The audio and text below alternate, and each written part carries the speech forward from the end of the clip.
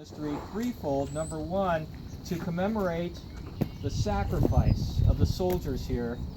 You've heard the stories in the visitor center or in the film about the supply challenges they had here. These men were hungry, they were not getting fed. They had marched all the way from New York through Pennsylvania, and their boots were shot, they were gone. A lot of them didn't have blankets. It was hard life. They had to build their own fort here. They had to build their own housing. They had to do everything, and this ended up being really the third or fourth largest city in the colonies. There were so many soldiers here at the time. They had hard lives, a horrible attrition rate, a lot of casualties from the sickness and diseases that were going through here. They didn't know about germs back then. One guy would come back off of leave with the flu, living in these little huts with 12 guys. Next day, 12 guys would have the flu, and that was a fatal disease for some of them when you're not eating right, unfortunately. So we commemorate the sacrifice. We also are here at Valley Forge as a National Historical Park because this was, in a lot of ways, the birthplace of the United States Army.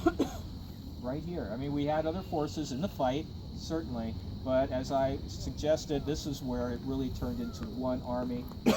And finally, the other reason why this is such an iconic national park, it was a turning point in the war for our revolution. A turning point because while we were here, France became our ally. They declared war on Great Britain, and they came in on our side. They had already, under the table, brought us 100,000 muskets to fight with. Pretty darn important when you're fighting a musket war. You don't have any. 100,000 muskets. But once they became our ally, we had not only their financial support, not only soldiers and officers coming over to help us out, but we had a navy to distract the British Navy.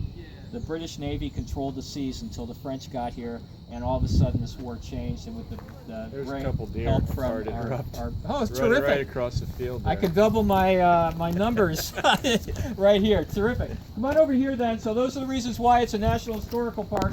Let's go. Bob, some deer are gambling. Gambol. What happened? Somebody, the visitors just saw some deer running across. That's a bear site down there. We saw deer cross. Okay, cool. I still have only seen two.